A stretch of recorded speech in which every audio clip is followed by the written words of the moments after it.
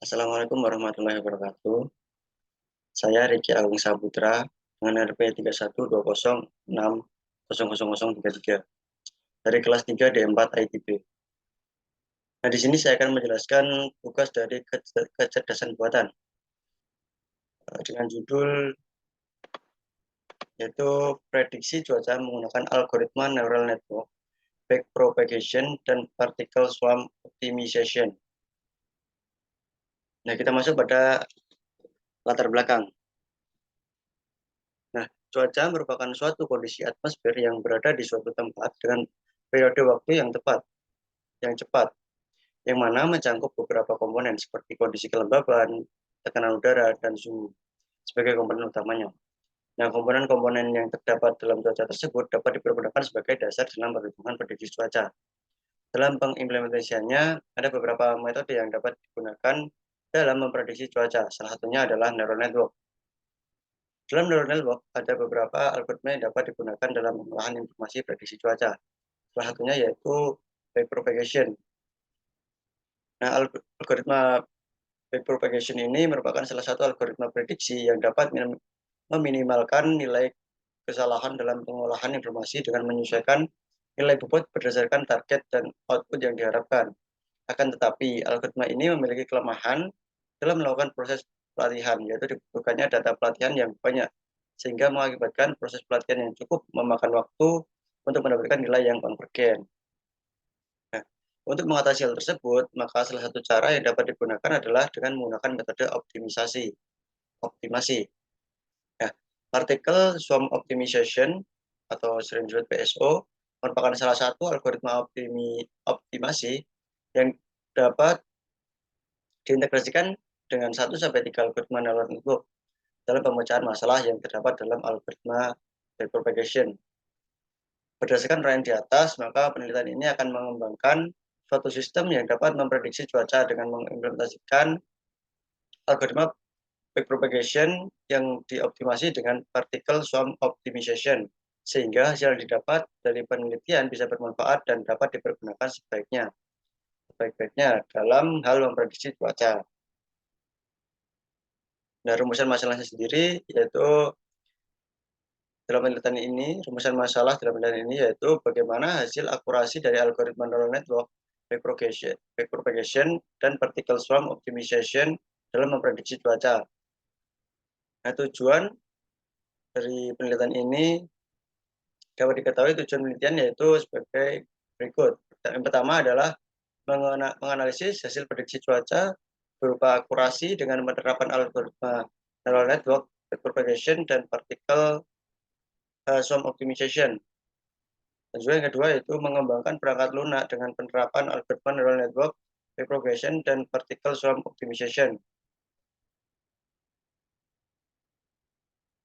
Dan manfaatnya yaitu hasil dari penelitian ini diharapkan dapat berguna bagi masyarakat umum, peneliti, dan badan meteorologi, klimatologi, dan geofisika atau BMKG dalam memprediksi cuaca. Nah, untuk teori penunjangnya, neural network merupakan salah satu teknik dalam pengolahan informasi yang berdasarkan pada sistem kerja jaringan saraf manusia, terutama pada sel otak manusia dalam memprediksi informasi. Neural network atau dikenal NN diperkenalkan oleh MC Koluk dan Pitts pada tahun 1943. Cara kerja neural network mirip dengan sistem syaraf manusia, yaitu yang pertama, sinyal dikirim di antara neutron melalui penghubung. Yang kedua, penghubung antara neuron memiliki bobot yang akan memperkuat atau memperlemah sinyal. Yang ketiga yaitu untuk menentukan keluaran setiap neuron menggunakan fungsi aktivasi yang dikenakan pada jumlahan masukan yang diterima. Dalam NN, fungsi aktivasi dipakai untuk menentukan keluaran suatu neuron. Argumen fungsi aktivasi adalah kombinasi linear antara masukan dengan bobot. Nah, untuk rumusnya, net itu merupakan jumlah dari X1, XI, dikali dengan WI, kemudian Fnet yaitu XI kali WI, dikali dengan R. Nah, pada umumnya, Sifat aktivasi adalah kontinu, terdiferensial, dan tidak turun. Pada penelitian ini, fungsi aktivasi yang dipakai adalah sigmoid biner dengan rank 0 sampai 1. Nah, untuk rumusnya sudah kita baca tadi. Algoritma BP merupakan salah satu jenis NN yang sering digunakan dalam proses prediksi. Algoritma backpropagation terdiri dari beberapa unit input, yaitu X1, X2, sampai dengan X ke N. Seperti pada gambar di samping ini. Beberapa unit hidden layer, yaitu digambarkan Z1, Z2, sampai dengan Zn. Dan beberapa unit output Y1, Y2, sampai dengan Yn. Nah, dalam unit input dan hidden layer terdapat bias yang bernilai 1. Dalam algoritma backpropagation terdapat 3 fase perhitungan, yaitu propagasi maju, propagasi mundur, dan juga update matriks bobot. Untuk gambarnya seperti gambar yang di samping, yaitu ada X1, Z1, dan juga Y untuk outputnya. Nah, partikel swarm optimization atau teknologi PSO diperkenalkan oleh Kennedy dan Eberhard pada tahun 1995. Cara kerja PSO menyerupai sekumpulan burung atau ikan dalam menemukan sumber makanan di mana setiap individu disebut partikel dan populasi disebut dengan swarm atau koloni. Nah, cara kerja PSO menyerupai PSO diinisiasi dengan sekumpulan partikel sebagai kandidat solusi pada posisi acak. Setiap partikel diberi posisi awal dan kecepatan awal. Ketika suatu partikel menemukan arah sumber makanan, partikel lain akan mengikuti menuju sumber makanan. Algoritma PSONN menggabungkan algoritma PSO dan algoritma NN dengan menemukan matriks bobot awal yang optimum.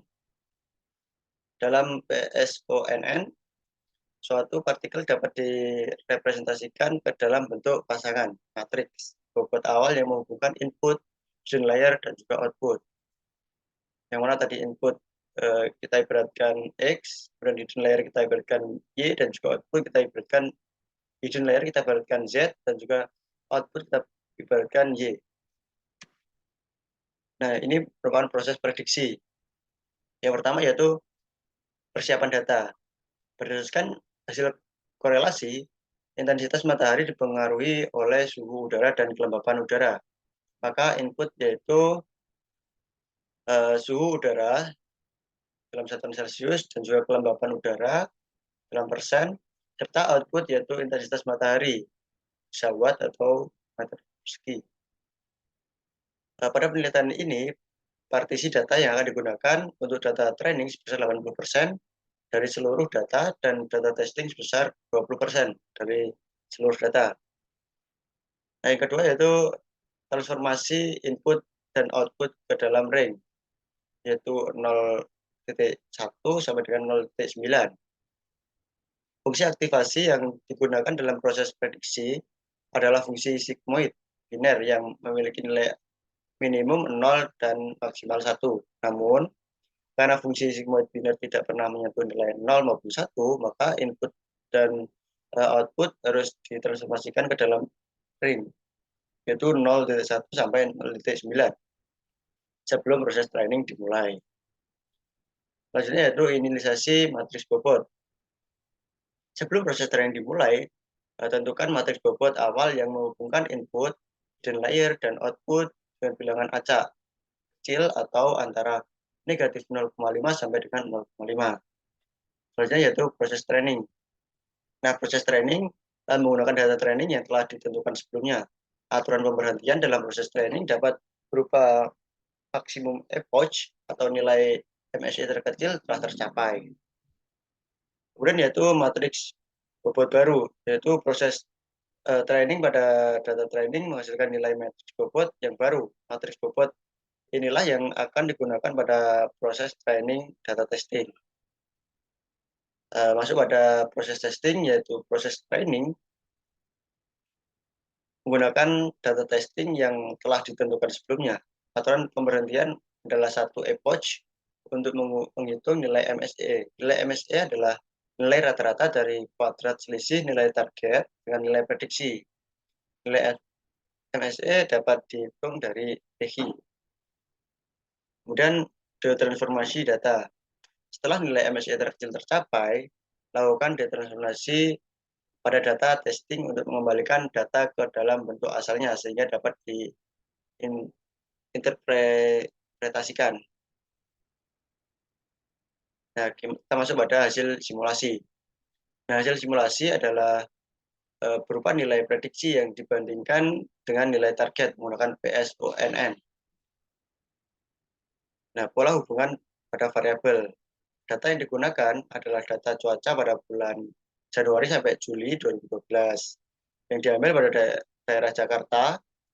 Informasi tentang cuaca terbagi dalam itu ada suhu udara Celcius, kelembapan udara persen, dan intensitas matahari watt atau meter persegi. Kemudian gambar 2 ini menunjukkan suhu udara, kelembapan udara, dan intensitas matahari selama bulan Januari sampai Juli 2012 yang terdiri dari 200 hari. Nah, pada gambar ketiga ini merupakan pola hubungan antara suhu udara dan intensitas matahari. Intensitas matahari merupakan di sebelah kiri, pola hubungan antara kelembapan udara dan intensitas matahari di sebelah kanan. Nah, untuk mengetahui hubungan antara suhu udara dan intensitas matahari, dapat dihitung nilai korelasi antara suhu udara dengan intensitas matahari, yaitu S, X1Y dibagi dengan akar S, X1, X1 dengan S kali S, YY. Dengan 1 bagi di per N dikali dengan X1I kurangi X1 dikali dengan Y1 dimin Y, di mana I sama dengan 1 dan juga I sama dengan N. Kemudian selanjutnya yaitu 1 per N dikali dengan X1I kurangi X1. Kemudian kita pangkatkan di mana I sama dengan 1 dan I sama dengan N sampai ke N. Kemudian SYY yaitu diperoleh dari 1 per N dikali dengan YI dikurangi dengan Y, kita pangkatkan di mana I sama dengan 1 sampai I ke N. Dari perhitungan diperoleh korelasi positif sebesar 0,676 yang artinya semakin tinggi suhu udara, intensitas matahari meningkat. Nah, untuk mengetahui hubungan antara suhu udara dan intensitas matahari dapat dihitung nilai korelasi antara suhu udara dengan intensitas matahari. Seperti rumus yang kita coba tadi. Nah, dari hasil perhitungan diperoleh korelasi negatif sebesar 0,565 yang artinya semakin tinggi kelembapan udara, intensitas matahari akan menurun. Nah, dari hasil korelasi dapat dibentuk input yang digunakan pada proses prediksi adalah suhu udara, Celcius, dan kelembapan udara dalam persen, sedangkan output yang digunakan adalah intensitas matahari watt atau meter kuadrat. Nah, partisi pada data. Pada proses prediksi menggunakan backpropagation, data cuaca dipartisi menjadi data training sebesar 80% dan data testing sebesar 20%. Dari data cuaca sebesar 200 data yang akan digunakan sebagai data training adalah data yang bukan kelewatan 5. Dan sedangkan data testing adalah data kelewatan 5, yaitu 5, 10, 15, sampai dengan 200. Sehingga jumlah data testing berjumlah 40. Nah, gambar ini merupakan partisi pada data dengan warna biru, yaitu data training, dan warna merah adalah data testing. Yang atas merupakan sebelum transformasi, dari bawah adalah setelah transformasi. Termasuk ada model jaringan backpropagasi, yaitu model backpropagasi yang digunakan dalam penelitian ini terdiri dari dua input, yaitu ada suhu udara satu kali dan kelembapan udara dua kali, dan juga bias. Kemudian terdapat dua hidden layer serta satu output, yaitu intensitas matahari, Y. Nah, parameter PSONN, algoritma PSONN, menggabungkan algoritma PSO dan algoritma NN dengan menemukan matriks bobot awal yang optimum. Algoritma NN yang digunakan adalah backpropagation yang digunakan untuk menghitung nilai MSE sebagai nilai fitness. Representasi partikel pada PSONN adalah pasangan tiga matriks bobot awal, yaitu matriks bobot awal yang menghubungkan input dan hidden layer pertama, matriks bobot awal yang menghubungkan hidden layer pertama dan hidden layer kedua, matriks bobot awal yang menghubungkan hidden layer kedua, dan output. Nah, parameter yang digunakan pada PSONN dapat dilihat pada tabel 1 dan juga tabel 2. Nah, dimensi partikel terdapat subpartikel 1, yaitu 3 kali 4, subpartikel 2, 5 kali 3, subpartikel 3, yaitu 4 kali 1. Dengan jumlah partikel dalam swarm, yaitu 20, maksimum iterasi 30. Nah, itu merupakan parameter PSONN. Kemudian parameter NN dalam PSO, yaitu laju pemahaman, yaitu 0,2, jumlah data, yaitu 40% kali 200, yaitu 160, maksimum approach, yaitu 1000. Kemudian pada data testing, yaitu laju pemahaman, yaitu 0,2, jumlah data, yaitu tadi 20% kali dengan 200, yaitu 40, dan juga maksimal approach, yaitu 1. Ya, perhitungan fitness function pada PSONN menggunakan algoritma backpropagation yang melibatkan data training dan data testing. Ya, ketika suatu partikel yang terdiri dari tiga matriks bobot memasuki algoritma backpropagation, terjadi proses training pada data training dan proses testing pada data testing sehingga menghasilkan nilai MSE sebagai nilai fitness. Nah, hasil simulasi pada iterasi pertama algoritma PSONN menunjukkan nilai MSE yang relatif besar pada proses optimasi. Nah, posisi partikel diupdate berdasarkan kecepatan partikel sehingga nilai MSE menurun sampai iterasi maksimum.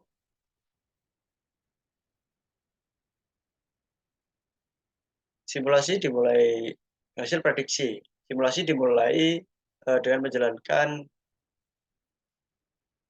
simulasi PSONN pada akhir iterasi PSONN. Diperoleh global base partikel sebagai bobot awal yang optimal. Bobot awal optimal tersebut di-training ulang dan di-testing ulang untuk memperbaiki hasil prediksi dengan memperpanjang jumlah epoch menggunakan algoritma backpropagation dengan parameter yaitu proses training, jumlah laju pemahaman, yaitu 0,2, jumlah data yaitu 80% kali 200, yaitu 160, yaitu, dan juga maksimal epoch yaitu 1000. Kemudian proses testing yaitu laju pemahaman 0,2, jumlah data itu 20% kali 200, yaitu 40, dan juga maksimal epoch extend yaitu 1000. Nah, hasil simulasi terdiri dari hasil simulasi pada data training dengan hasil simulasi pada data testing. Data training dimulai dari data yang bukan kelipatan 5. Kemudian dilanjutkan proses training sampai 1000 epoch atau 1000 iterasi. Hasil simulasi pada data training dapat dilihat pada gambar 7 di mana dapat lihat perbandingan antara nilai target biru dan juga nilai si merah. Nah, data testing diambil dari kelipatan 5. Kemudian dilanjutkan proses training sampai 1000 epoch extended untuk memperbaiki hasil prediksi dari PSONN. Nah, gambar 9 ini menunjukkan perbandingan nilai target biru dengan nilai prediksi merah. Gambar 8 menunjukkan konvergensi nilai MSE pada proses training. Dapat dilihat jika nilai MSE menurun seiring dengan bertambahnya epoch. Gambar 11 menunjukkan nilai MSE pada data testing yang menunjukkan adanya data kebaikan dari 0,00818 menjadi 0,00797. Nah, ini gambar 7, yaitu simulasi pada data training yang atas sebelum ditransformasi dan juga bawah setelah ditransformasi, di mana biru merupakan target dan juga merah merupakan hasil. Nah, gambar 8 ini nilai min square dari error MSE pada data training. Nah, yang atas merupakan sebelum detransformasi dan juga bawah setelah detransformasi. Gambar 9 yaitu simulasi pada data testing. Juga gambar 10 yaitu nilai selisih antara target dan juga hasil. Dan gambar 11 ini merupakan nilai mean square error MSE pada data testing. Nah, kita masuk ke kesimpulan. Neural network menggunakan backpropagation dapat digunakan pada masalah prediksi. Nah, algoritma PSONN adalah algoritma yang menggabungkan algoritma PSO dan algoritma NN dalam menemukan matriks bobot awal yang optimum. Dalam PSONN akan dibentuk populasi dari matriks bobot awal yang menghubungkan input, hidden layer, dan juga output. Kemudian akan diupdate berdasarkan nilai mean, square error, MSE pada jumlah iterasi yang ditentukan. Kemudian hasil simulasi menunjukkan bahwa algoritma PSONN dapat menghasilkan nilai prediksi cuaca yang mendekati nilai target. Nah, demikian presentasi dari saya. Kurang dan lebihnya saya mohon maaf.